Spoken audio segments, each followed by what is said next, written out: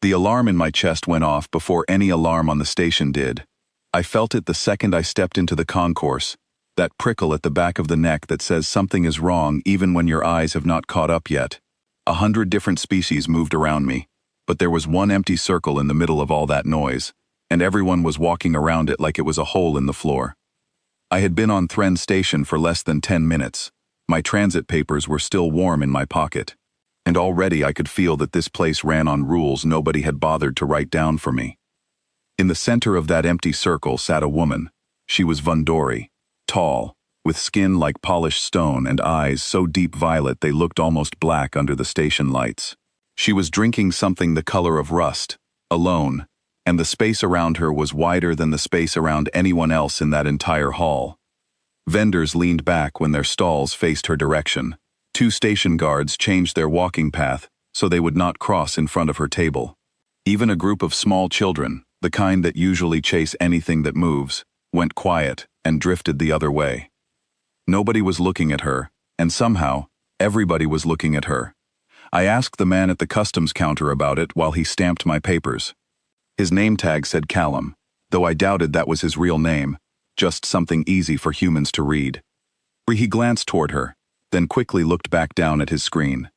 Her name is Alara Vantis, he said. Vundori. Elder blood. So, I said, what does that mean? It means no male on this station will go near her, he said. Not Vundori males. Not any male from any species who understands the danger. I did not understand the danger. I had been off Earth for 3 weeks, still learning which species shook hands as a greeting, and which ones saw a handshake as an insult. So I did the only thing that made sense to a tired, curious human who had just crossed 40 light years and did not feel like eating another ration bar by himself. I walked straight into that empty circle and sat down across from her. The noise in the concourse did not stop all at once. It faded, the way a room goes quiet when everyone notices the same thing at the same moment. 100 beings went still, watching us, holding their breath like they were waiting for something to happen. Alara looked up from her drink, and for the first time since I had been watching her from across the hall, her calm expression cracked into something close to shock. You are standing in a place no one stands, she said. Her voice was steady, but there was a warning under it. I do not know what that place is, I said. My name is Daniel. You looked like you could use someone to sit with who was not afraid of you.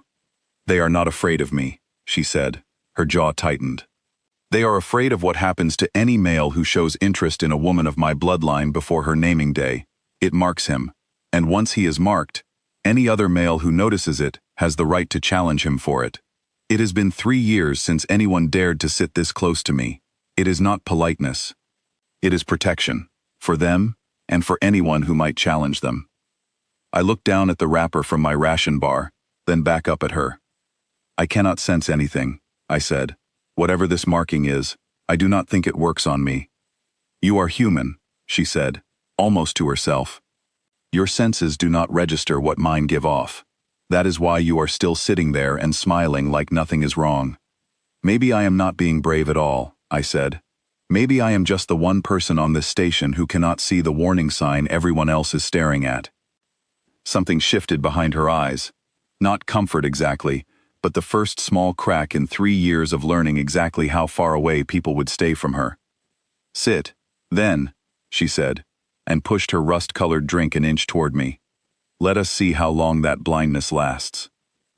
I grinned and took the seat like it was the easiest choice in the world. For me, it was. Nobody had ever told my nose to be afraid, and nobody had ever taught my instincts to run from a woman just because she was strong enough to make an entire station nervous. We talked for almost an hour. She told me about her home world, a place of high cliffs and long silences, where families were bound by blood scent instead of promises. I told her about rain, real rain, falling from a gray sky onto green grass, something she had never experienced and could barely picture. She laughed at the idea of water simply falling from the sky for no reason at all, and it was a real laugh. Unplanned, the kind that surprises the person laughing as much as anyone listening. Then the air in the concourse changed again. A Vundori male walked toward us, tall as Alara, with the same stone-colored skin but sharper features. a permanent frown carved into his face like it had been there his whole life. The crowd that had slowly relaxed around our table tensed all over again.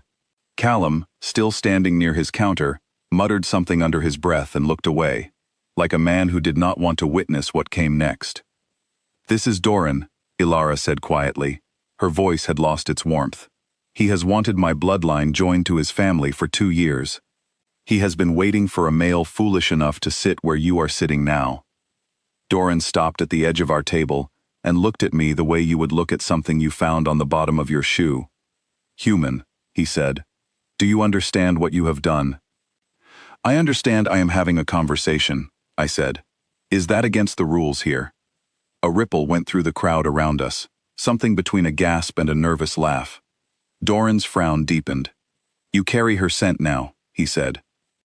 "Every male on this station will know it, and I will not allow an outsider, a creature who does not even belong to a scent-bearing species, to claim what should be mine." I looked at Ilara. She gave the smallest shake of her head, a warning, though I was not sure if it was for me or for him. "I am not claiming anything," I said. "I sat down and had a drink with someone interesting. Where I come from, that is called being friendly, not a declaration of war." Doran's eyes narrowed. "Among my people," he said, "intention does not matter. Only the outcome, and the outcome is that every eye on this station now sees you as a rival. Then maybe every eye on this station should learn to mind its own business," I said. For a moment nobody moved.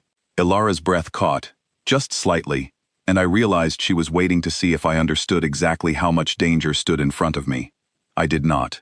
Not fully, but I understood enough to know that backing down now would only prove every fear this station had ever whispered about outsiders who did not belong. Doran's hand tightened at his side. Then, instead of the challenge everyone seemed to expect, he let out a short, sharp laugh, cold and without any real humor in it. "You are either very brave, human, or very stupid," he said. "Either way, you will learn the difference soon enough." He turned and walked away, the crowd parting for him just as quickly as it had parted for Ilara only an hour before. The tension in the concourse did not vanish, but it loosened, like a rope that had been pulled tight and was now allowed to slacken just slightly. Conversations slowly picked back up around us. Callum let out a breath he had clearly been holding since Doran arrived. "That was either the bravest thing I have seen in years," Ilara said, watching Doran's back disappear into the crowd, "or the beginning of something you are not ready for." "Probably both," I said. She studied me again, longer this time, like she was trying to solve a puzzle that refused to behave the way every other piece in her life had. "You do not know what you have started," she said. "Doran will not simply walk away from this. He will find a reason to challenge you properly, in front of witnesses, where the old rules apply." "Then I suppose I will need to learn your rules quickly," I said. She almost smiled again, that same small crack of light breaking through years of careful distance. "Or," she said, "you could simply leave on the next transport and forget this station exists." I thought about the empty ration bar wrapper in my pocket, about the 3 weeks of silence on my journey out here, and about the first real laugh I had heard in longer than I wanted to admit, sitting across the table from a woman everyone else was too afraid to approach. "I have never been very good at leaving when things get interesting," I said. Her eyes held mine, violet and steady, and for the first time since I had stepped onto this station, the empty circle around her had one person standing inside it, who had no plans of stepping back out. Whatever came next, whatever Doran or the old rules or the rest of that station had waiting for me, I decided right there that I would rather face it sitting across from her than spend one more night eating alone in silence. She lifted her rust-colored drink toward me, just slightly, like the start of a toast neither of us had planned. "Then let us see, Daniel," she said, "exactly how interesting this gets."